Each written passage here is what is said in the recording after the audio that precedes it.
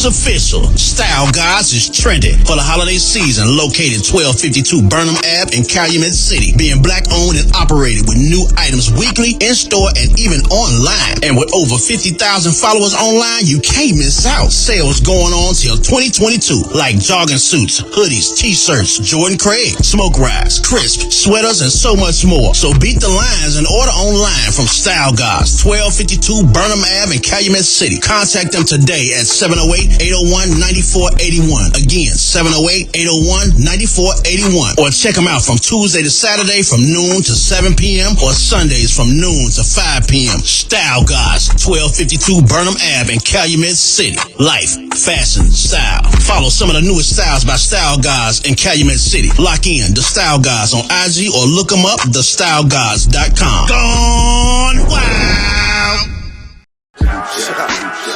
Feeling myself, but I stay in my lane. I know you thinking you nice, but you sounding the same. He need to switch up his flow, but I know that he ain't. Shit, maybe he want to and probably can't. He talk a lot, but ain't saying a word. He's 16, sounding like he be lacing his herb. Reggie Rock told me time to just focus and spit. Quit worrying about the niggas abandoning shit. I dropped broken and they told me quit biting your tongue. The way you writing sounded like you forgot where you from. Say you from the hood, but you sound like a minister now. Yeah, I could take it there, but shit, I just like how this sound. I should address some of this drama, but letting it go. Shit, I can't keep playing with you niggas, I'm getting too old. The last words Bone told me I never forget. Quit playing with this music and do it to death. Shit, I came back.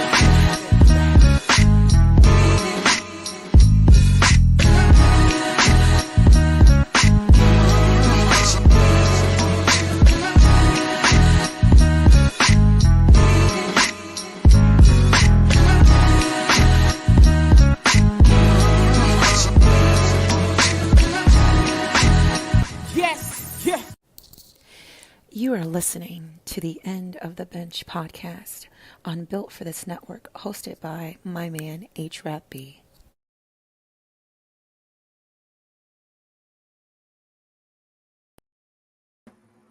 Good evening, everyone. It's your man, HRap B, coming at you live and direct as we do every other Wednesday. I almost said every Wednesday.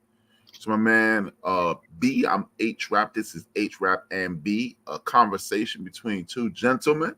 One being 51, one being 28. Father and son duo. This is my son. What's good, son? How you doing? This Wise Guy BJ coming to you live and direct. What's good, man? What your week look like? What's been happening since since we've been on the air? Because I talk to you all the time. Nothing extreme. Same old work. Planning a couple trips. Doing a lot of self-reflecting. Oh. Yeah, I try to do that at least. Honestly, I do it every 2 weeks. And the only reason I do it every 2 weeks, and it's the honest to God truth, is because I get paid every 2 weeks. So I'm like, all right, when this check comes, let's see how we gonna make this a better. How we gonna pay better. Yeah, how we gonna make life a little better. Like I gotta put in Start doing it every night. All right.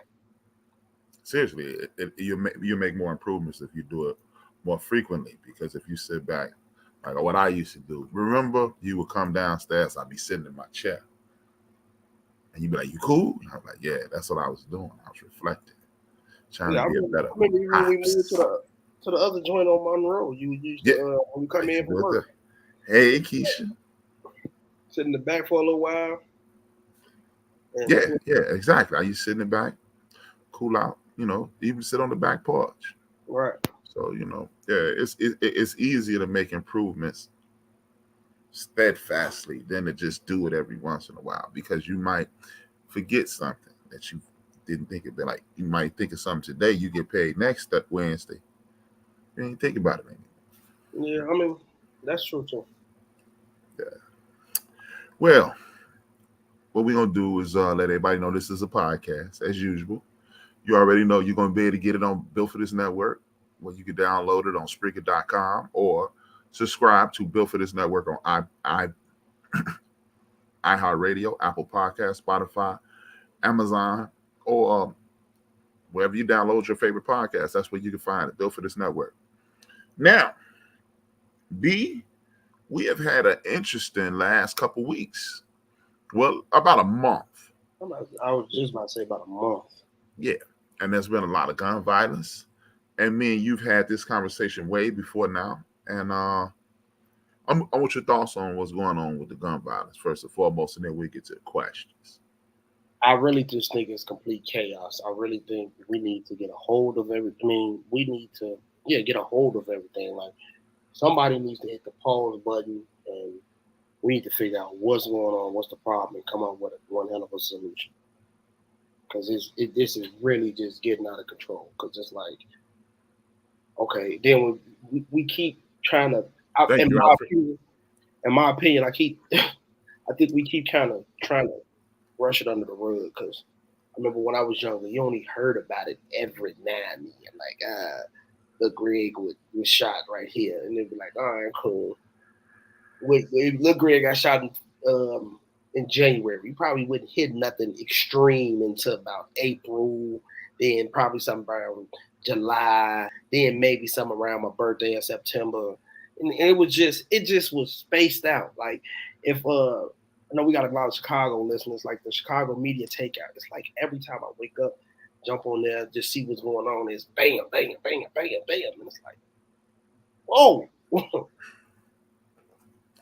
You know what? What if I told you we average 19 school shootings, 19 mass shootings a year since 2003. That's since you were 10. I'm getting a little crazy. That's what it is, though. Yeah. See, we get caught up, in my opinion, we get caught up in these situations to whereas we think because it's not in our face, it's not happening, right? And I brought that up on the last show. Right. So, this wasn't happening. Well, yes, it was. It was always happening. But it's just we have social media. Like you said, media takeout. Well, no media takeout 30 years ago. CNN only started in 88. And I was just about to say that, like, a big problem is social media. You got Facebook, Instagram, Twitter. Then we got the news. Then we got the CNN app. Then we got the, what is it called now? The Citizens app. And everybody's reporting on the exact same thing. But guess what they doing? They gonna throw a twist on there. B News gonna be, 9 people got shot in 10 minutes. And then Nikki News gonna be, 60 people got shot in 10 minutes. And it's like, hold on, man. Wasn't that in the same area? Hey, I'll give you a perfect example of what I'm talking about. Remember we lived on Maypole, right? Mm-hmm. And me and you sitting in the front room. And somebody opened up an AK-47. Right? And they laid down like 8 people across the street from my house. That never hit the news. I always say that, like when we have, what they always do. Like I only watch the news. I only really pay attention to it, like the news, TV news. After the holidays, like after the 4th, after Memorial Day, after Mother's Day weekend. When they go down. Right, and then I go, man, and I know this is totally messed up, but I go, I wonder how many people they didn't report. Hey. And see, another thing, like out west, we from the west side, you know what I mean? And when I was I might have been a little younger when I was your age, 28 years old, me and Vito and Mike, we in the streets. We out here. Man, you get shot on Madison and Pulaski. Nothing told. And now you get shot on that same corner. Fox News Fox 32 will say, somebody got shot in the 4200 block of Madison. CNN will say, somebody got shot in the 4200 block, or somebody got shot on Pulaski, which is the same block. Same block. Well, actually 4000 block. 4000 West Madison, somebody got shot. So then they'll say, somebody got shot on South Pulaski, North Pulaski. It's the same block. Same thing. But it's 3 different stories makes it seem more horrific than it actually is. And that's how Chicago gets this reputation, this recent reputation. You know what's real funny? I just told my homegirl LaShawn this, and she would just ask me because she's she's about to move, and she said, "Hey, how do you like the South Bird? Is it dangerous out there?" I said, of course it is. And she's like, oh, no, I ain't moving out there. But then I said, Sean, where's it not dangerous? I mean, especially in this county. Right, like, what? I I said, give me a part of Chicago that ain't dangerous. He said, yeah, you about right. I'm talking about, I literally just got off the phone with her. So, I mean, I get it. I definitely get it. And I've been saying that for years. And I think I want to say I got that from you. Like, I understand that completely. But even though they reporting on these 1,000 different people reporting on these stories, my problem is there's still a story. Like, that shouldn't even have been a story to even begin with. Indeed. Because I mean, look, man, it's sad. You know, the real thing, sad thing, man, is this. Gangbanging could prevent this. Yeah. Well, Chicago style gangbanging could prevent this. Yeah. Me That's and my sad. you know what's crazy? You know what's wild? Me and my customers were literally talking about this. These people I literally met just coming in the store, them being real cool dudes, real cool chicks. We were sitting there talking, and it was like, man, I remember a time where I didn't know too many people with a gun. Like, I remember literally, I didn't go say his name. This dude up north, but I go say his name. I remember the first time I ever seen a gun, and I was like, Clarence. Yeah. Whoa. This man got a gun. Like, where did you get that? But it was like, man. And the way you grew up where it was treacherous. Nationwide. Yeah. But it was still like, nah, it was still just, oh, they had guns. Everybody else was either gang making dope fiends, kids, or working class people. It went literally like that. Robbers, nerds, jocks, and tricks. Right. And the ones Robbers, just kicking in between. Everything in between. Yeah. It's just crazy. You know, I said this last night on my show. I think this whole phenomenon with guns, it's the new crack. They put the crack and they put the heroin in the streets. They put the barbiturates, the uppers in the streets. They put the cocaine and crack in the streets. This the next. You can't bounce back from this. So you can rehab and get your mind right and no longer getting high. You can no longer prostitute. You can no longer do a lot of things. But you can no longer. You can't undie. Man, that's powerful. If you want to get rid of somebody, you put them in a disadvantage, and then you put them in a situation in which they feel that they have no options. And when they have no options, you watch them scurry all over the place. And then you get them weapons. No options, no weapons. Like, people, man, how can they do this? They don't have any empathy. If you think you dying Friday, hell, I care about killing you Thursday or Wednesday. No empathy. You ain't got no hope. You ain't got no hope. You ain't got no empathy. And that's the key. Remove all the hope. And this is sad, man. That's powerful, man. You definitely got me thinking about that. Guns are the new crack. Yeah, worse. Yeah. Like you said, it's 100% worse. Yeah. Because there's no you can. Okay, I got another man. No. And then like can't. And then the killer part about, and then just to piggyback off that, like even with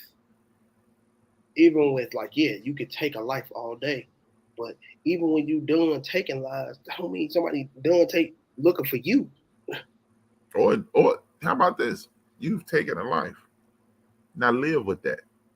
See, people don't understand the type of trauma that comes along with eliminating somebody. It's easy a monkey can pull the trigger. Thinking about it.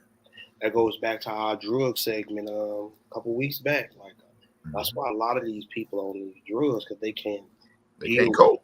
They can't cope with the things they've done. Like, man, I've had people tell me, like, that's not it. The feeling that gives you, can't sleep at night. You see. I didn't literally have people tell me, like, man, you see that, in kids' faces. You see it in your kids' faces, the person you didn't did whatever you didn't did to. Yeah, man. I mean, you know, we don't glorify the people that we know and things. No, I never would do that. But at the end of the day, man, when you talk to some of these people who committed some of these acts, whether they've been incarcerated or not, one way or another comes back. I remember me and Mike and Vince were at this party. It's the night that my man Andre Blue got murdered. God rest his soul. Andre Blue got into it with this dude named William Wells. Mm-hmm. William Wells, well, he body slammed William Wells. He beat him up. William Wells came back with a bat. Put Blue in a coma for about 2 months. Blue got out of, he had to learn how to walk and all that, right? So we had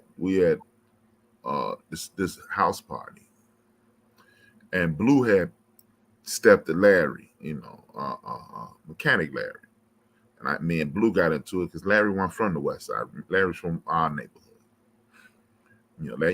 Cats from my neighborhood was fascinated with the West Side, the lore. So he stepped to Larry, and I had to step to him. I'm like, yo, it's my man.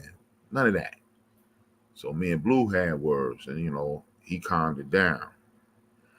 We stalled it out, and there was nothing. Then he got put in the hospital. First time I saw him was at that party. And just to show you how it was starting to get, you were about 5. You about 5. I say you about 5 years old. And we still in the 90s hard. And we look up, like I'm standing next to Blue. He apologizing to me because he a different person now because he almost lost his life. And I look up towards the door. I'm reliving it because I know he was living, but show you'll get the point when I finish the story. I look up, I see Wells, and on this side talking to this girl named Felicia. I'll tell you about Felicia later. Remember we used to call her Aunt 5K? Yeah, I remember. I know the story.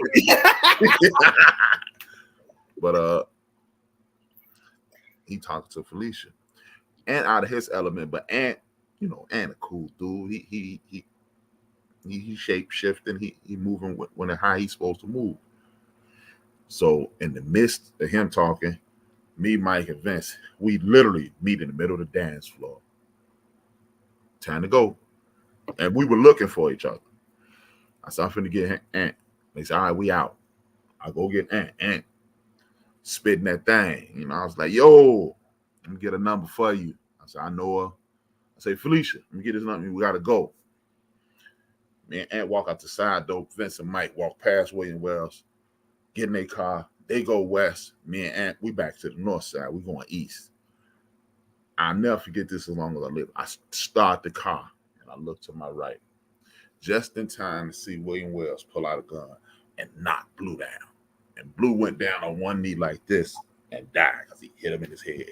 Now, the reason I'm telling you this story is William Wells went to the penitentiary, got out, and was doing relatively well, right? Let me show you how karma catches up with you.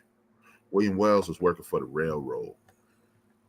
And while working for the railroad, a train runs him over. Mm. So you can get away with it. You can change your life and all that. But hey, man, this stuff catching up with you, man, one way or another.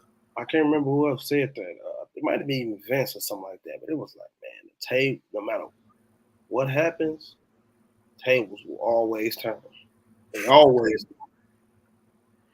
And you just, man, you just better hope you're not at the end of that, man. So that's why I never really played with the gun thing. And it was situations that I just wasn't prepared to deal with. Mm-hmm. I'm not going to tell you I never had anything with me, but thank God I never had to. I never was put in a situation where I felt I had to, because you don't never have to. Well, it's very, very rarely that you I'm not saying, but yeah. Yeah, you about right on that. Yeah, it's very right. And that's kind of like one of the questions when we get into it. It's like, yeah. You know what? I'll just wait till we get into it, then I'll bring it. Word. Well, let's start with the questions. We got it right here. First question. You, my son, have never seen your father with a firearm, but you have a firearm, and you are a proud firearm carrier. You have concealed and carry because I've been pulled over in your car and they asked me, where's the weapon? I'm like, what? The weapon? Where's the gun? Where's the weapon? No. They proceed At home with the dope. But they proceed with caution. I remember I told you, I said, man, get naked, see and carry is the best thing on earth. You said, why? I said, because it's on these plates. These police scared to pull you over. They know you got a gun. They don't know what. Nah, it might not be. No, I'm just not. I mean, not all the time. Might smoke that chuck wagon home, boy.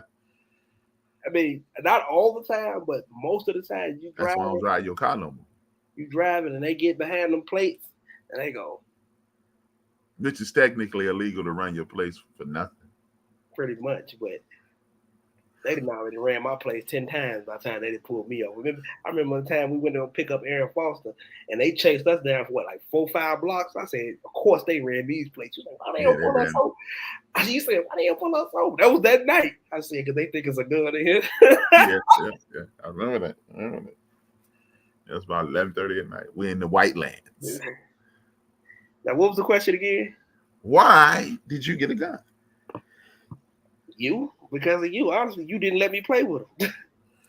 Oh, really? I told you I was going to shock you with the answer. The honest to God answer is I went and got a gun because you, Vince, or Mike didn't let us play with like toy guns or nothing. So I was fascinated with it. So when you go, man, don't touch that, leave that alone. There you go, tripping. I can't even play cops and robbers with my cousins. So it's like I never got a chance to experience it or see what it really was. It was just this hidden mystery my whole life. And then again, like I said, did I say at the beginning of the I said at the beginning of the conversation, it wasn't a million guns laying around like how it is now, where you could just get your rocks off by seeing a couple like, all right, cool. It was like by the time I had got my gun, it was a million, but it wasn't. They wasn't at my disposal. Wow. Wow. I rent you. Because I didn't. But see, that's the thing, what it was. Well, clearly No, not really. I won't say it backfired because you didn't play with guns and you don't play with guns now. No. And then a big reason I don't play with guns, my life, I've always. No, you know what? It goes back to what you told me. God is only going to show you so many times. So anytime I even pretended like I was going to play with a gun, something real stupid happened. Like, man, I'm going to I'm going to kill my gun right now. Hey, man, did you hear what's name just got shot? Maybe I won't. Yeah. I mean, but see, man, we ain't let y'all play with guns. You might convince. We ain't let y'all play with guns because Lorraine. We can't. Yeah, Lorraine. Yeah, we came from knuckle up situation, man. That gun thing. And see, then you think about the night. You don't know about this, but just one night, cousin Melvin murdered this dude in front of us. I heard the story because he put the gun on Vince. Right, and it's just that gun thing, man. What it does is, and you could probably attest to this. This is what the point I wanted to just bring back up. If I'm thinking right, you're about to say, but go ahead. When I can remember when I was dumb enough, like me and Dredge, your uncle, we was buying guns, and he had this nice 380.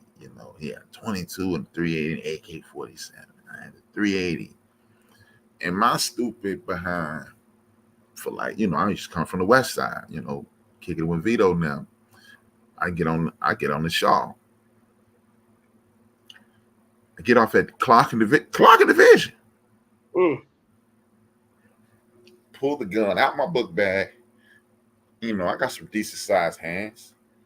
I just walk down the street with a 380 in my hand, just like this.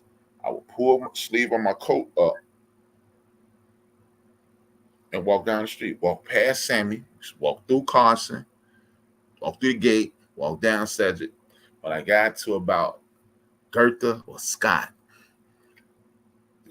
open my bag up with the gun back because I'm home now. You know, nobody gonna run up on me on the block. You know, everybody on the block know me. Hell, everybody in the projects knew me. Whites and reds. This is doing stupid shit, but I knew that I felt empowered with that. I remember looking around like, oh, I wish they would, and that's when I stopped. I was like, what are you doing, clown? Same here. Like I don't have that same exact story, but it's about that. Like that's exactly the point I was trying to bring up. Like guns give people mental superpowers. Like a wise guy told me. Ironically, he is a part of the crew, the wise guy.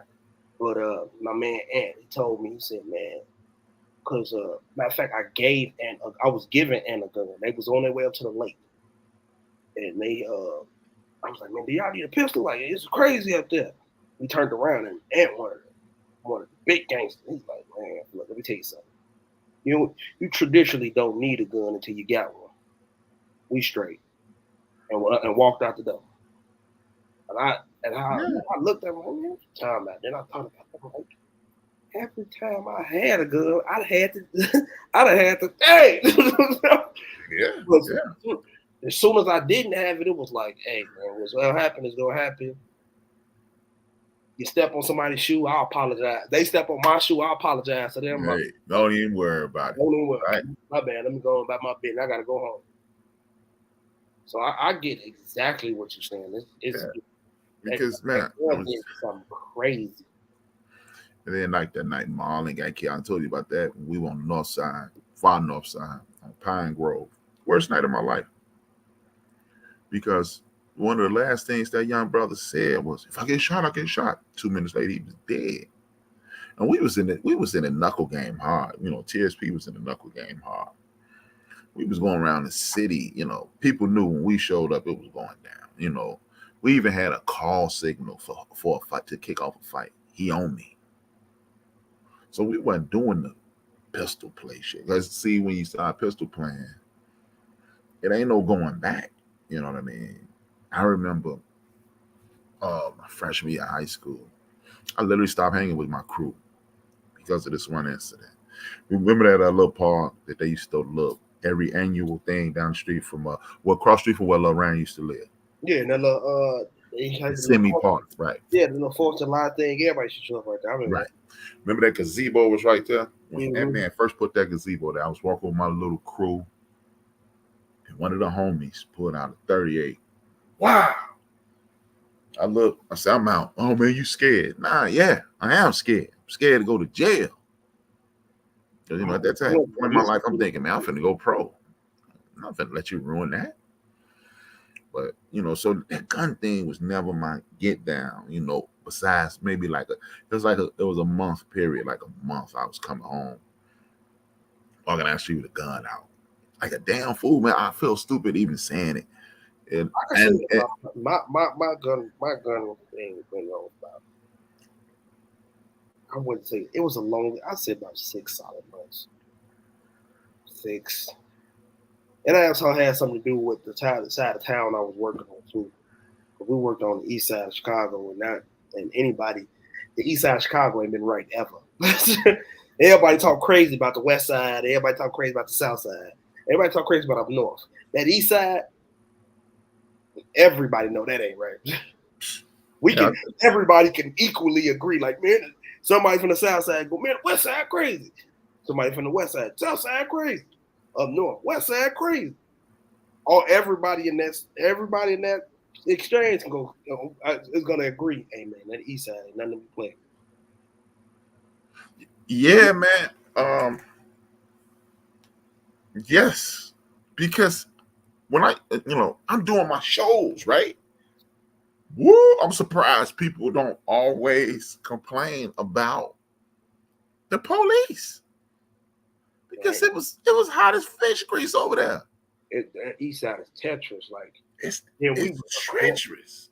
We was a clothing store that didn't close till 12 a.m. Yeah, I know. I used to been by there.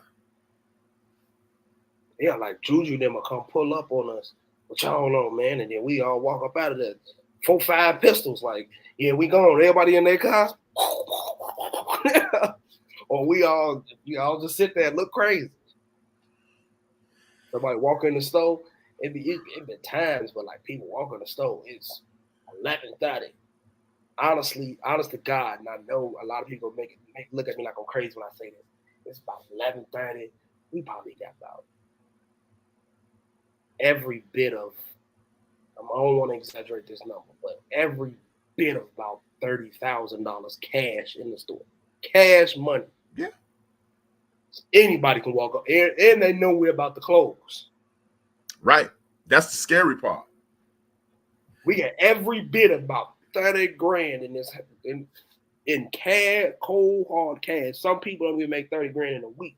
We making that in a couple of hours. Like we're probably. I used to bet on y'all, and I used to see it. Like people, hey man, let me get the robbers. How much is it, man? That whole fit about $1,300. Man, I got a G flat. Come on with it. Whole time it probably cost us $400. Yeah, right. $400 for the whole thing. So yeah, a big part of it had to do with the East Side thing, and then like a small percentage of it would be like about 60-40, you 40%. Like I never got to what's the name, and then it was like, hey man, you better stop protecting yourself out here because these niggas is crazy. So because the store was so big, it was like, yeah, Peanut got my back or Juju got my back, but they can't run to the back of the store quick enough. Right. It was a big store. Right. And then it had, like, remember our store had individual rooms. So it was a room of shoes, a room of jeans, a room of coats. And I'm back there cleaning up, folding up jeans, making sure the shoes, wiping shelves down. And then, like I said, it'd be some days it'd be 10:30, 11 o'clock, and I'm in there by myself, peeing up front doing this thing. Group of dudes walking there. You're like, oh, nah, it's time to stay on your P's and Q's. And that come up to our second question. That's one of the reasons I got the conceal to carry, because that was the next step. Right. You know, it's just like with the conceal and carry thing, I definitely understand it, man. I mean, they made it legal. Like, one thing I respect about people who took the time to get the conceal and carry license here in Illinois, you took time out your life to go get trained properly. And you're carrying this knowing that you know how to use it. Instead of some jackass going on the corner talking to this guy, getting the gun, shooting himself, or what have you. And so I get it, man. You feel like that's what you want. But see, thank God. What's up, fam? Trades for days. My man in the building. Big Illinois in the building. And one thing for sure, two things for certain. When you see somebody get changed, that gun thing is no longer cute. See, thank God you ain't never, one of your homeboys ain't never, man. Whew. I've never witnessed it, but that's what I'm saying. Man, thank God you haven't, because bruh, it's there. I remember the night Vito got shot. He got shot in his thigh. We put him in the back seat. There's blood all over the car. And they wasn't even shooting at us. We just happened to be there. So the conceal and carry thing, a lot of people look down on it. I'm not that guy. I mean, I understand. It's just when you see, I'm listening. When you seen so much, when you seen enough, really you only need to see one person die. And I've seen more than one person die. And it's not cool, that gun thing, man. And a lot of people, and I respect the fact that you and a few, Dre, Keith, and a few other people have taken the time out your life to learn how to use this, because there's too many doofuses that don't. And that's how these people get hurt. And see, one thing I noticed about y'all, the people who I know who have taken the time to use a firearm, y'all ain't out here with the Johnny Rambo. No, and that's what's going on out here. Everybody want to be Johnny Rambo and fix it. I don't care who you are and where you from. If you put a gun, man, like I said, a monkey can pull a trigger. But it's too many clams out here thinking they Johnny Rambo. And that's not what's up. Because guess what? When that scene over, and I'll let you talk. When that scene over, Johnny Rambo get up, or the people that Johnny Rambo shot get up. When the scene over here, somebody mama crying, their sister crying, and all that. And it's over with, and there's some people looking for you on both sides, the police and whoever he had with him. Mm-hmm. So, but when you say look down at the concealed carry, anybody who has a concealed carry will tell you. And when I make this statement, I'm not saying this statement for people not to go do it. Then you can look down on it because the rules behind it is just asinine, to be honest with you. I'm gonna be completely honest. I remember when I first bought my Impala, not the one I got now, the burgundy one. Remember, I had when I first bought it, I had a cracked windshield. Mm-hmm. And like an idiot, I was driving around with a hood. I had a cracked windshield. You got pulled over in Jewtown? That wasn't Jewtown. That was on 63rd. Oh. I don't know what I was doing, honestly. But I'm riding around with a hood on in a car. It looked like I stole the car. I don't know what I was doing, what I was thinking. It might even been cold that day, but I just got a hood on, riding around. The police, I look at the police, they look at me. I kept going. I forgot I didn't have my license on. Pulled me over. They like, don't worry about it. I just got to write you a ticket, take it to the station. They was cool about it too. They was like, look, we're not going to take your car. We go, get my partner your keys. He gonna park it on this corner. Let us write you these tickets, and then we go about it, and then you go about your. We'll let you write. We gonna let you go. I'm heated, but I'm like, at least they didn't take the car. But just to wrap up, make a long story short, shorter story shorter. They took me to the station. They didn't even cuff me. They said, look, man, just for our sergeant, just put your hands behind your back, make it look like it. We walking in the building. He said, hey, by the way, we ran your plates. We ran your plates on your car. Where's your gun? I said, I don't got no gun. They said, I don't have my gun on me. They was like, oh. I said, he was like, why? I said, because the concealed carry is a joke. The police looked me in my face and said, yeah, you about right. It is. And I was like, it's just co-signing. You'll just have to take it. And I'm telling, that statement is not to say, don't go do it. Do it. Because that's the extra insurance in case you have to use this gun. But the rules and the stipulations behind it is just crazy. Anybody will tell you that when you're there. Yeah, Big Illinois told me about it. It's like I'll even tell you one stipulation. So let's say you pull up on me, hey, give me your stuff. All right, man, my bad, man. Here go my wallet, but he don't know you got a gun. The minute he turn his back on you, you can't shoot him. He's no longer a threat. But he got $1,000 of my money. He didn't took my wallet. He got everything on him. But and he still got the gun he robbed me with. But I can't pop him, give him a leg shot to go, hey man, give me my stuff back. I think that's crazy. But if that's the case, we're gonna talk about the castle doctrine then, because castle doctrine is you can protect your family, not your home. So a lot of people, it's a few people who have backgrounds. There's people in the penitentiary right now because of what they said, not how they said it. Yeah. When you get arrested, let's say somebody come in here right now, door right there. Somebody walking in here right now. If he walking towards me, I could knock him down.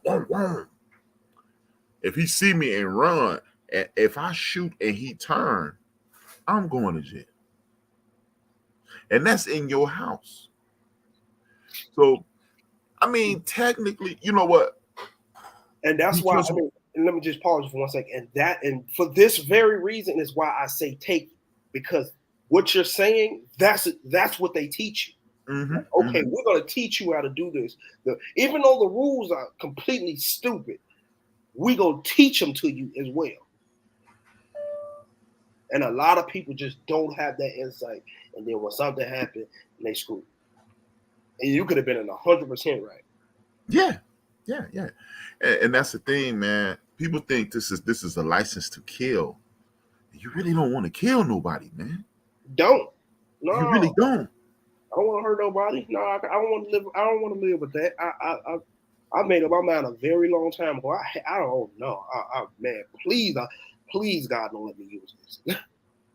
Please. Yeah. You know what I mean? Somebody mess with your family or whatever. Yeah. You're gonna sleep a little better, but it's still, man. Yeah, please. Let me tell you something. It's easier, but it's still like, man, I didn't have to. Let me tell you something. I beat up this kid in 1983 in June, like right around now, 1983. I still feel bad about it. So how am I gonna deal with somebody murdering somebody? And see, these are the things that people need. These are the things that, you know, we target your generation and younger. Oh, y'all don't know this and y'all don't know that. But man, there's several reasons why people acting recklessly. No.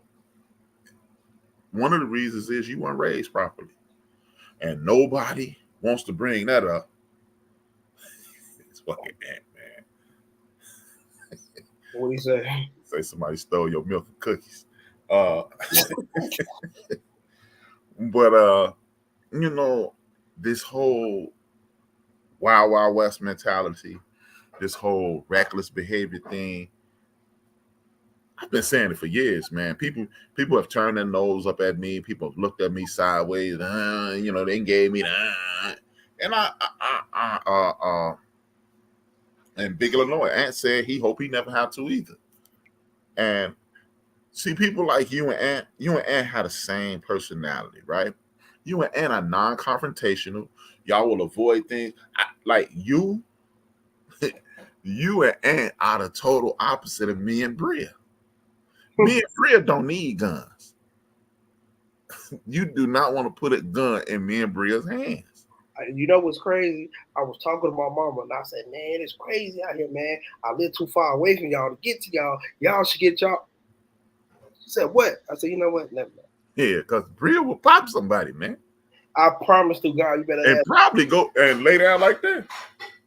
Bria ain't no punk. I said, I promise you, I told my mama, y'all need to get this. And then I thought about it and I said, Bria will pop them. And I don't think, you know, Bria humanitarian, true indeed, but yeah, that's the wrong person to put a pistol in somebody.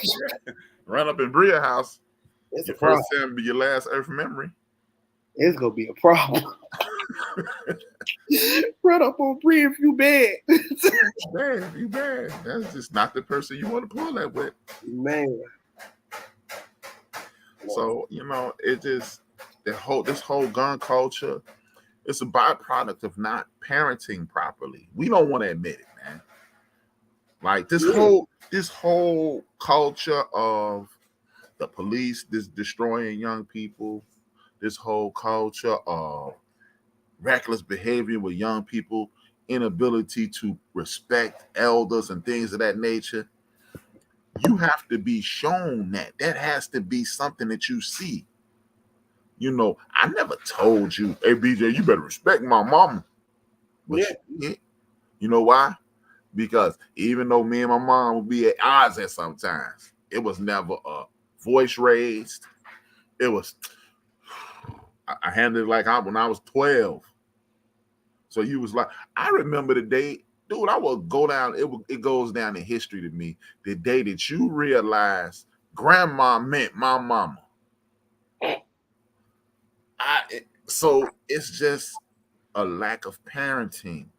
And how you gonna tell a young person that they're wrong for not being raised properly? You can't. And that's not my fault. You're supposed to raise me. My guy, he got a clothing line, but it's true. It's called product of my own environment. Like, yeah. I only know what's been shown to me. I only know what's been shown to me. And if I ain't never had to respect nobody, if I ain't never had to honor nobody, you think I'm finna be honoring people in the streets? No, I'm not. So this gun culture, I'm telling you, man, I've been saying it for years. The people who were born between the years of 1960 and people born between 1979, their children are cutting the food right now. So it's your fault. It's our fault. And it's not just the parents' fault. It's the neighbor's fault. It's the uncle's fault. It's the aunt's fault. It's the cousin's fault. Yeah, but I've always said the problem is, like you said, everybody just turning their back on it. But I tell people all the time, y'all turning y'all back on it, but you turning your back into a line. And what I mean a line is we all lining up for us to be next. Oh yeah, he robbed what the band, man. I ain't got nothing to do with it. Yeah, he finna come get you next. Don't you live on that block? Did anybody call the police? No. Anybody try to stop it? No. Oh well, yeah, he coming back. It's sweet over here. Cause he gonna tell his friends now. And man, look, they got a couple beans over here. Hey, that old lady get her first of the check, first of the month check. It's sweet over there. Them people scared. And it was never like that, man. It was never like that. And when we stopped properly raising our children, we fell for this narrative of the crack era. Yeah, it was, man, that thing did it. The thing did some major damage. But guess what? It was still uncles, aunts, cousins, nieces, nephews, friends, and neighbors that wasn't using drugs. And it went from being at 1655 West Hastings and Mr. Hall, Mr. Garrett, Miss McKay, Miss Page. I forgot the white lady name who used to be there, and then Mr. Craig, and then you go this way. It was Mr. Warlow and those people, the Fountains, the Fitches. I knew it, as you see, I knew everybody on the block. And anytime I stepped out of line, somebody on that block did it. And your mama ain't say nothing to him. Your mama kicked you in trouble with your mama because you embarrassed your mama. Now, you remember that time? Right. Miss Winston in the house next door to Miss Page. Now, I ain't gonna say no names. Remember that one time you had a friend come by the house? This is why I say it's our fault. You had a friend come by the house. Your friend was smoking on the back porch. Remember that? I said, yo, my man, you gonna put that cigarette out or you got to go. You ain't got to go, you got to win. And he was like, man, my mama said I could smoke. And I was like, I don't care what your mama say. You ain't smoking over here. Shorty went and told his mama. His mama banged on me. And look, here's how the conversation went. How you gonna tell my son he can't smoke weed on your porch? I say, what? You ain't tell your son you couldn't smoke no weed. I said your son couldn't smoke cigarettes. Oh, I thought you said he couldn't smoke weed. And this was when weed was like right. This was when weed was illegal. And look, somebody who was over her in regards to authority say, so you don't mind your son smoking weed? You know what her response when this boy's mama was? Well, hell, his weed be better than mine. So how you gonna tell a child that's come from that environment not to be participate in nefarious activities? So when we point our finger at these young people out here who are acting reckless, point at their mama. I mean, me and my mother have been talking about that almost 2 or 3 months now. It's like, man, where's y'all? Like a lot of people was crying and mad at Lori Lightfoot for throwing a curfew on that. My mama said, y'all some sick people. And they were looking at what you talking about. It's like, y'all mad because this lady put a curfew and trying to wrestle y'all kids? Won't y'all get y'all kids? Where is these kids' parents at? Bro, yeah, Lightfoot crazy, man. She bogus. Is she? Really? For trying to police your kid? Man, BJ, man. When I was a kid, no matter how late, look, get this, man. We on the block on Cedric. You know, we live. I grew up in an apartment above the one that you was born into, right? Mm-hmm. I couldn't go outside unless Kim was outside or Keith was outside. My mama hit the window, Brock. She would yell, and some days she would just yell out, Kim. She like, I'm out here. Otherwise, Brian had to be in the crib. Bruh, the news, at the end of the news, they would say it's 10:30. Do you know where your children are? So Larry Lightfoot tripping for that? Right, because I remember we didn't have to necessarily be in. We had a curfew. We didn't like we used to be at Lorraine house. We didn't necessarily have to be in the house. You had to be in front of her. But when that door opened, you had 3 sets of eyes supposed to look back up. Like, remember them long steps she had to go up her house? Right. 3 sets of eyes were supposed to, all right, y'all got another 30 of them. Yeah, you got 30. And then the good thing was at her house, you could go on the back porch. Exactly. And then we'll be like, all right, we got another 30 of them. All right, she come outside, and this is how we used to finesse it like this. Hey, we finna walk Mike Lacey home. So now we get to stroll down the block for a little while and then come right back. Because me, Mike, and Vince did the same thing for Bolo. Like, yeah, we got to walk him on. She used to live in 1942. Bolo lived at 2242. We'll be back. Like, yeah, and we walked. We was taking midget steps to get to Bolo house. Yeah, because Lorraine lived on what? Not 16th, 17th and Ridgeway, and Mike lived on 18th and Ridgeway. So we just right. So and how honest, like you said, but see, this is the mentality. This is why this weapons thing is out of control, because you got people. You can't tell my kid what to do. Yes, the hell I can, because we used to have a curfew. Wasn't nobody grown around, wasn't nobody 18 old around you. We don't need you to get in this van. We see you on Chicago Avenue in LaSalle till your mama get here. And then if your mama got to come down there, now you get slapped all upside your head. You just didn't want those problems. I vaguely remember that around Cedric too. Like if we was on the inside, they had a curfew on the inside, so you had to be a certain age. But if you was on the outside of the system, them wagons was coming. Yeah. They hit you with the light. Hey, what y'all out here doing? Scatter like roaches. yeah. Hey, and just said the meat wagon, man. Like, I'm gonna shout out the band and Phyllis. Thank y'all for tuning in. But yeah, man. So listen to that. You got people arguing with the mayor of Chicago, and she's wrong for asking you to take young people off the streets, and then you want to march and protest when those young people get hurt. And then you want these very same young people to watch their mother and hear their uncles and their aunts and what have you act the fool because the mayor saying you should be outside when you want to be, and you want those young people to act like they got some sense.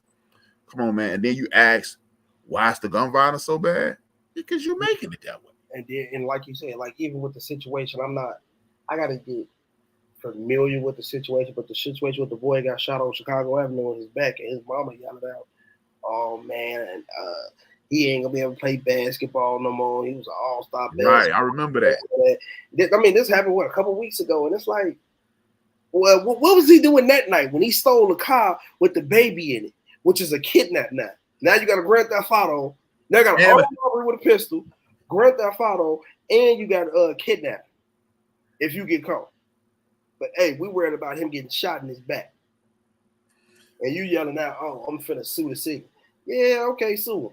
Whoever that lady was with the baby, I'll be coming holler at some of that check. Now I'm suing you. If it was and that's not the answer, man. Suing. I'm gonna sue. Oh, what you need to do is raise your children. She should have. You know what I'm saying? Too many people trying to get over friends with their children, man. Hey, you remember that day? I think you were about 12. Okay, we were living on Maypole, right? And I walked in the house. I said, Bria, come here. And you already downstairs. I said, hey, BJ. No, you were 13 because you about to go to high school. I said, hey, BJ, you probably hate me until you about 18. Well, when you get to 18, you understand. And I didn't mean for you to truly hate me, but you did. I mean, truth be told, it seemed like all the people that I grew up that didn't like their parents are pretty much better off. My cousins, so I kick it with every day. They couldn't stand their mama. I remember the day my auntie made Peter cry. It was he gave him his own money to go buy his shoes. And it was me, him, and Juju. We on the bus, and Chuck Taylor's was hot. So he went and bought some Chuck Taylor, and they said they was green. I guess she wanted him to buy something to match his school uniform or whatever they were. They was green, and on the tongue it said Cinco de Mayo. And she cussed him out so decent, and he went in his room and cried, and we all felt bad.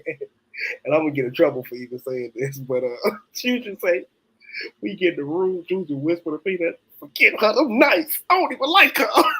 We gonna get rich and we up out of here. Yeah. But man, if you ain't said that about your mama, man. She cussed him out about the Juju. You going back something stupid, like some Cinco. You don't even know what the killer part about it is we was all so young, we didn't even know Cinco de Mayo was. And it didn't make it no better because you came over there, AMTT for the bowl, and y'all saying Cinco de Mayo, middle of May. We like, Juju say, oh, it was either somebody, I can't remember, it might have even been Phil, who was like, man, y'all speak Spanish? She said, you idiot, that ain't no real Spanish. We was like, hey, I wasn't supposed to know. So, yeah. But I remember that. that. The story, but it's like, man, I don't remember too many people liking their parents. That's all right right now, at least. Your parents to get on your nerves at some point, man. If you ain't going in your room and say, that's when I'm going to get rich, and I ain't saying nothing else, I send her some money. You always throw that in. I'm going to send her some money, but I'm saying nothing to me. You ain't say that, man. Your parents probably didn't do it right, man.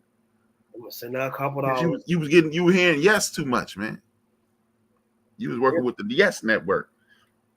And that's just not the way to do it, man. Children need discipline. And you know, like remember I used to tell you, hey man, you used to be like, man, grandma's so cool. I was like, dude, grandma ain't my mama. That ain't who raised me. It's an old saying that says grandparents ain't nothing but old people trying to get into heaven. That's what I told you. Grandparents ain't nothing but old people trying to get into heaven, man. You know, man, grandma cool. I'm like, bruh, that ain't the lady who raised me. You don't know the lady I know. Right. The lady with the snacks in her basement. Right. Don't do it, boy. That's what I was telling you now. Yeah, okay, grandma cool. You used to kill me with that. I'm like, yeah, okay. Yeah, grandma ain't in that though. I mean, and then to go back with the questions, like I'm looking at the question now, it says what my thoughts about gun control. That was it. I honestly think to get a gun, it should be almost a 2-month waiting period. And you need to take a class.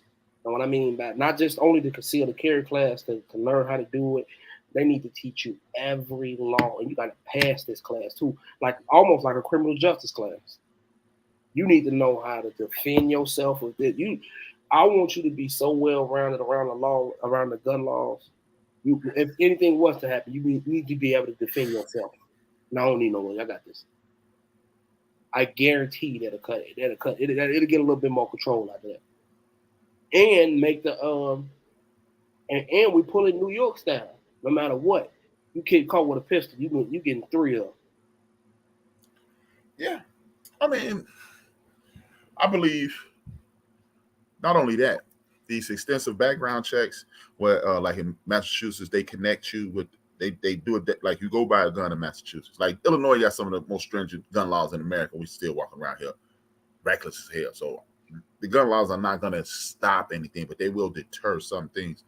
You need to have things like if you hit your woman or hit your man, you got a domestic violence charge, it's going to show up. If you got mental illness in your background, it's going to show up. The domestic violence thing, it does show up. It does. If you no. That's because you live in Illinois. Oh, okay. Like I said last night, 6,000 people in Alabama were denied guns this year. That's 6,000 people, January 1st, 2023, can get a gun because it's an open carry state. So I believe in that wholeheartedly too. And that's what I'm gonna let you finish, then I'm gonna explain why I believe in that wholeheartedly with the gun control thing. No, I said you could finish and then I'm yeah. So you got people who run around here who don't have the mental capacity, don't have the mindset, or the wherewithal to actually have a weapon available to them. So why do they have them? And that's why I said, and like you said, it needs to be something. Catch you with a gun, I'm holler at you, homeboy. Because even when you're not eligible to have a handgun, you're eligible to get a shotgun. So keep it at home. And then, like my man Mo said yesterday, me and Mo talking. If somebody come to your house and they got something more powerful than a shotgun, you're gonna lose that fight anyway. Yeah, if they coming in there blasting and they blasting black, it's the Wild Wild West at this point. Right. But I definitely think it should be a 3-month thing, and then it should be like on your favorite movie, Shawshank. Like, all right, after this class, let me evaluate. In between a week or two, let me evaluate where your head at. Let me give you a couple scenarios. Like, there's nothing like that. Like, it's just, oh, you want to go? Here go your $10. Then they don't even tell you it's a whole set of rule books that you're supposed to know on just GP. Then you got to go to take it concealed carry class that they don't tell you about. It just says on the back of the car, oh, you can't have a firearm. Go get the concealed carry. All right, they don't tell you to go get it. They just say you can't carry this. This doesn't allow you to carry. So what allow you to carry? And that's if even people are even smart enough to turn this around and read this paragraph this big on there. And it was like, just give me the pistol. Just like the agreement that you do with Apple and Facebook. It could be like me and you last. It could be putting us right back in slavery. Did you read all the terms and agreements? Yep. But you want to use this phone? I just want my pistol, man. Here, take this. You want my ID too? Come on with it. But it should be an evaluation because like you said, a lot of people just don't have the mental capacity to walk around with something that can kill you or somebody else or hurt you, not even kill you. And then and that open carry thing, I agree with that wholeheartedly. I think that should be, they should stand on that tonight. Forget getting the gas down. Let's put that on top. Then let's get the gas down. Then that's the next issue. For real. Hey, don't let none of these clowns walk around with no gun. Man, let them. The open carry, because I think one of the reasons, and this, you told me this a long time ago. This is before I could even going into a store and paying $500-$600 for a gun on top of some bullets, which is very expensive, people, for who don't have no gun. Buy one in Illinois, they gonna come get you. They coming for them pockets. But the only reason I said the open carry thing, one of Chicago's biggest problem is, I like to call it some playground BS, because you got the big playing on the weak. And what I mean by that, the people that don't have guns and are too afraid to go buy or learn how to use it, they don't have it, and they got a bunch of people that's running around that do have a gun and barely know how to use it. If everybody knew how to use a gun and everybody had a gun, it would be, I feel like it'd be a little less. Nah, I don't think so. I think if you gave everybody guns, cowards would shoot people. True. See, because now I'm empowered.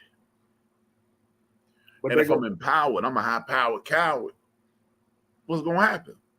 It's going to be some unnecessary people shot. But I just feel like you would double take you. Hey, they'll leave that coward alone. I don't know who a coward in this group. Because people don't have to mess with you. When you remember earlier in the conversation, you even said it. That's still courage in your pocket, man. Yeah, you're daring somebody to run up on you now. Mm-hmm. This is like this. You got any coward homies? Yeah. Okay, you got a coward homeboy, and that coward homeboy, when you and Peanut and Juju around, he a little tougher. Red Cup, my man. That's an inside joke. I'll tell you later. When you and Juju them around, he a little tougher. His chest a little more puffed out. He might start a fight. When the two wise crew around him, he might even start a fight. Imagine him with a gun. That's why everybody don't need to carry a gun. I understand. Like years ago, me and Big States had this conversation, right? And State say, man, I give everybody a gun. It'll get real bad, then it'll level out. The problem with getting real bad and then leveling out, you ready for me to get shot? What? No, I'm just saying, you as my son, you ready for me to get shot? No. Now you got people shooting out of their cars because you cut them off. See, you're thinking in my opinion, you're thinking from the perspective of BJ. Right. Too many zip down fools out here, man. Facts. So everybody can't have a gun, man. Everybody don't need a gun. Because if you give everybody guns, it's gonna be a lot of people. Come on, man. How many times? Like, oh, your homeboy, Ant, or who you said his name was Ant. He said, only time you really need a gun is when you have a gun. Mm-hmm. Hey, man, it's not, I don't think it's wise. Because, okay, a couple years ago, Florida, parking space, homeboy's barking at this man's woman. Man, walk up, man, get up off my woman. What? And you think I'm not gonna do this because you might have a gun? I'm walking up to you with my gun out now because I know you got a gun. Yeah. Ain't nobody finna do the honor system. Take 10 paces and turn. You turn your back, I'm gonna shoot you in your back. And I'm gonna leave, man. So see, that's what I'm saying, man. See, in a world in which we dealing with intelligent people, less emotional people, yeah, then everybody can have a gun. Mm-hmm. But see, now, how many people you know scared to go outside right now? A lot. Okay, they scared to go outside. You give them a gun, they gonna go outside now. What's gonna happen when they go outside? They're gonna shoot the first person in skin. There you go. That's why I don't think everybody deserves a gun. They're gonna shoot the first person they see. Ah, bah! You know, like the what's the name of the show? Coming to America. Remember he said, I was walking down the street, dude punched me in the face. I looked up, it was Dr. King. He said, oh, I thought you was somebody else. Imagine that with a gun. That's what you'll get with a gun. Right, yeah. So, we're going to close out with the last question, which is, how do you feel about semi-automatic weapons? I hate them.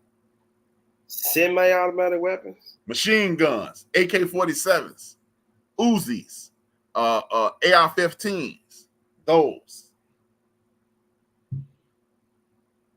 I don't have a problem. I got a problem with automatic weapons. Automatic, semi-automatic, however you want to. I mean, because it's illegal to have one here.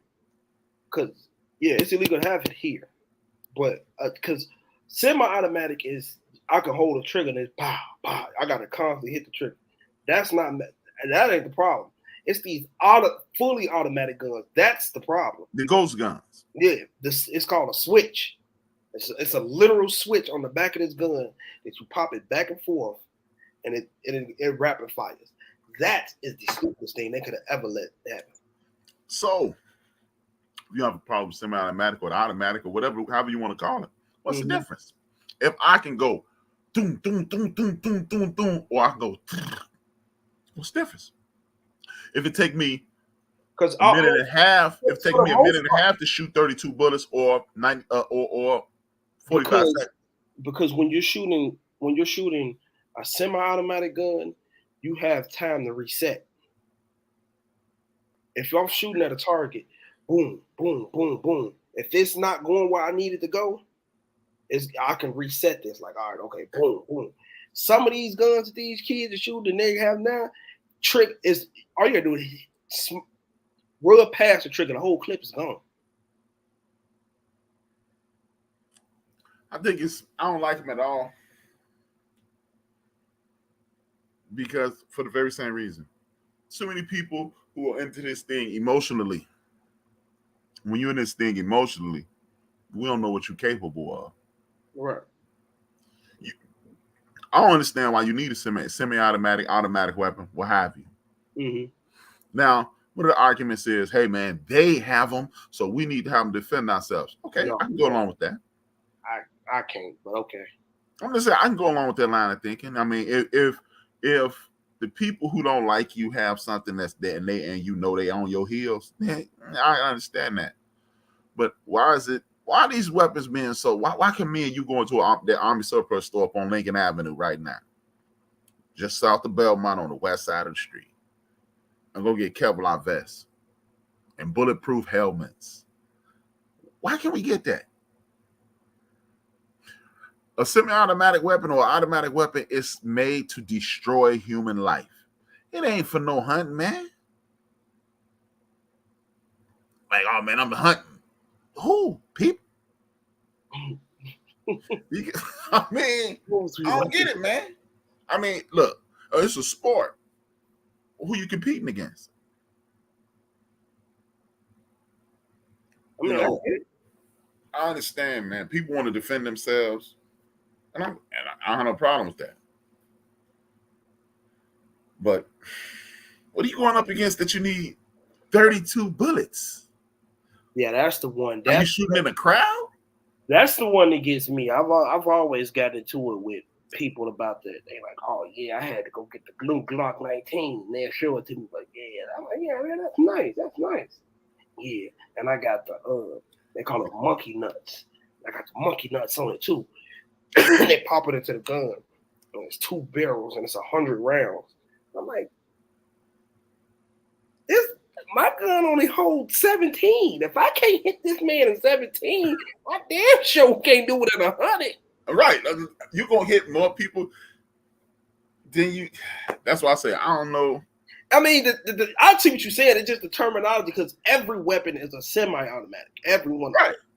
But you're saying, what's the point of a fully automatic gun where you can hit the trigger? And that's why every time, for all who don't know, that the fully automatic weapons that they're using now, that's why every time you hear a crime scene, you hear somebody go, man, there were they find 37 shell casings. You like, what was they shooting at? That's these fully automatic weapons. But look, let's say you got a semi-automatic. If you hold it long enough, you're gonna get them same 32 shells out. And not the amount of time though. It's literally a split. What are you doing? It's a split. You need 32, 16, or 21 rounds. And that's why I said the semi-automatic, that's very arguable because they all semi-automatic. I just gotta hold it and then go bah, bah, bah. And like I said, you can reset with a what's name. With that, the minute you squeeze that, you got to keep aiming because it's over with. It's not going to stop until you let go. And look, but see, the thing is, B, again, you looking at it from the perspective of a thinking human being. Mm-hmm. You know, not to pat myself on the back. Me and your mother raised you properly. Most of these people are not gun enthusiasts, so they're not taking the time to learn. No, and they're doing this from an emotional standpoint. No, so they ain't gonna pop. Let me. No, they're not doing it. That was crazy. I gotta correct you on that. They are gun enthusiasts. So they trying to figure out what's gonna kill the quickest and the fastest. Oh no, that means they're murder. Hey, that means they're murder enthusiasts. Yeah, not gun enthusiasts. But they're gonna find. I guarantee you, if you go get, I can stand on this. Go find the average, especially with these video games that's out right now. Every gun on Call of Duty is a real gun. Yeah. And that's one of the biggest games outside of Fortnite and Grand Theft Auto in America right now. They're going to be able to tell you what's going to shoot the best, how accurate this one is, and it's as close as it's going to get to a real gun. So yeah, they really are gun enthusiasts. They really are. Because think about it. Eggs, go find any average 15, 16. They ain't even got to be from the hood.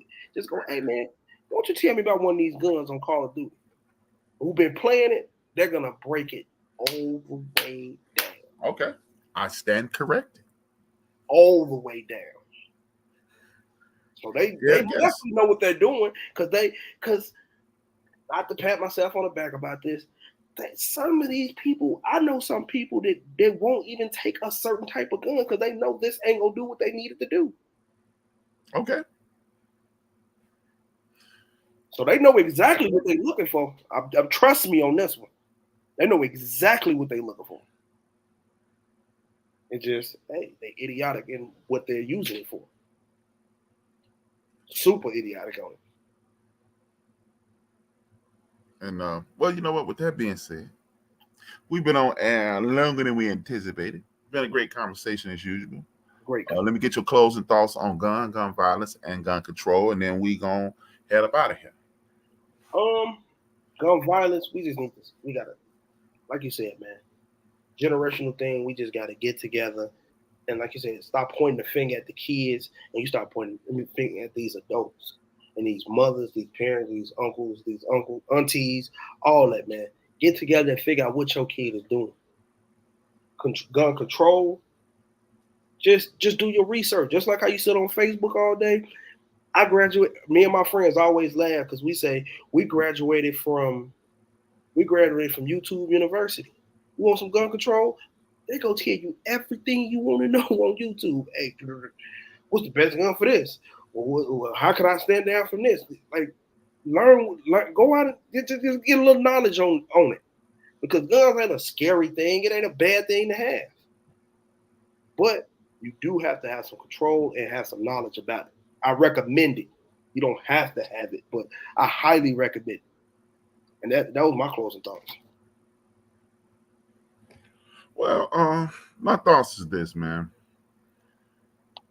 And if we really want to get hold of this gun violence thing, we're gonna have to get hold to some emotions too. Yeah, man, and that's where it come in with the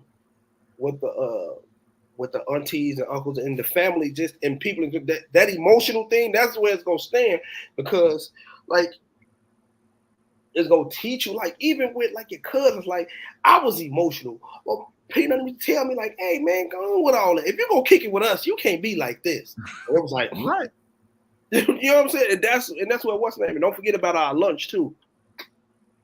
You know who you are. We going to lunch soon, but yeah, and that's where that comes from. Like, man, everybody needs to sit down together and figure this out.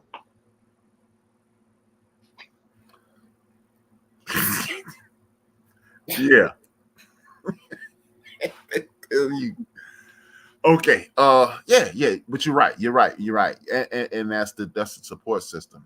Your emotional state is important. If you're gonna have something that can destroy something, you don't need to be emotional with it. We have to engage with each other's lives. We have to embrace each other as a community. A community is not a place, it's a mindset. When you see young people, stop saying, "Oh man, these young people crazy." They're not crazy. Some young people out here disrespectful. Mm-hmm.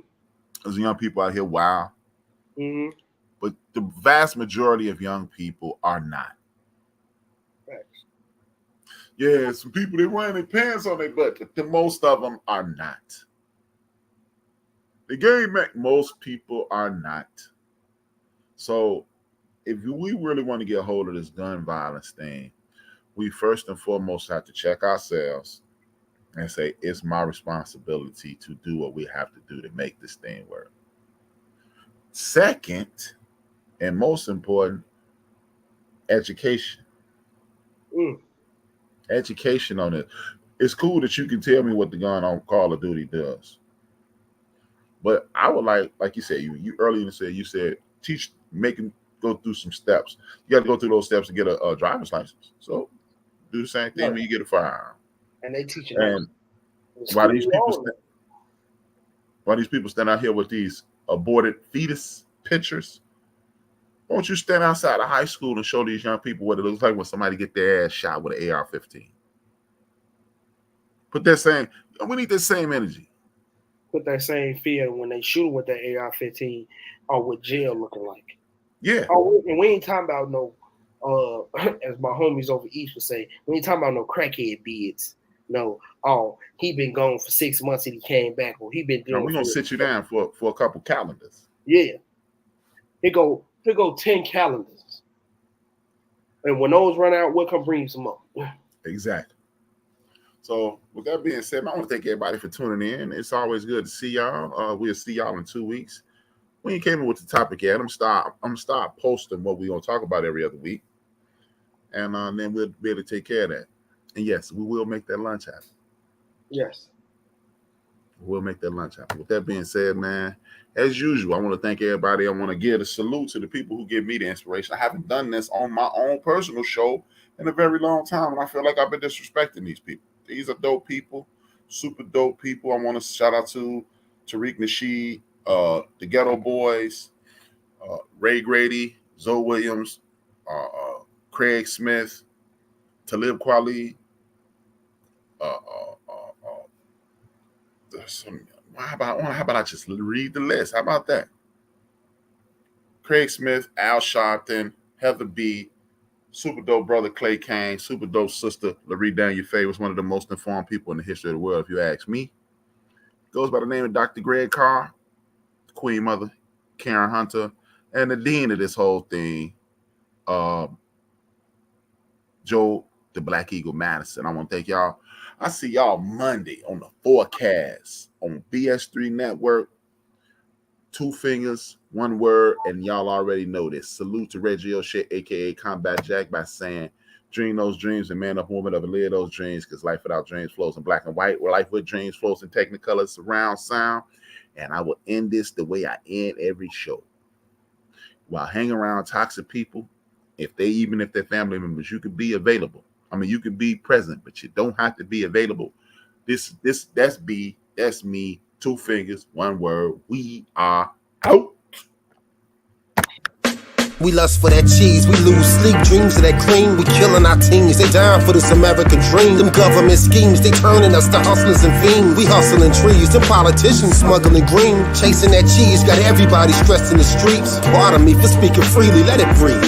Evangelists preach the congregations out of their seats. They writing them checks for ties, now it's people can't eat. She stripping for change for school, now she giving them brains. She used to that loot, she earning, now she giving them strain. He new to this game, but hungry, so he cooking his cane. He getting that paper, but then they gave him 2 to the brain. It's rules to this game, but hustlers never hustle for fame. The spirit of greed is grimy, so we struggle to change. They put us in chains to take away our African names. But if we submissive and don't resist, then who do we blame? It's all a game, man. These Europeans thinking they claim, and you a victim of their game plan. You thinking they ain't, you thinking they saints. Remember all them niggas they hang? Killed our women and our children, all our leaders is slain. They gave us Obama, but that nigga was hoping for change. But Zimmerman is killing niggas and he free. Shit is crazy, babies having these babies and getting checked. But keep the child from they pop to rip his heart out his chest. Our rappers was leaders and now they in the booth in the dress. Spitting bullshit and making more but giving us less. They taking our sound and changing ours, dumbing it down. They taking our jobs and homes and they shutting us out. They taking our kids because it ain't a man in the house. They locking us down, but soon they gon' be wiping us out. They told our women they was too independent to need a man. They told our brother he was too insignificant to advance. It's all a game, man. These Europeans staking they claim. And you a victim of their game plan. You thinking they ain't, you thinking they saints. Remember all them niggas they hang? Killed our women and our children, all our leaders is slain. It's all a game.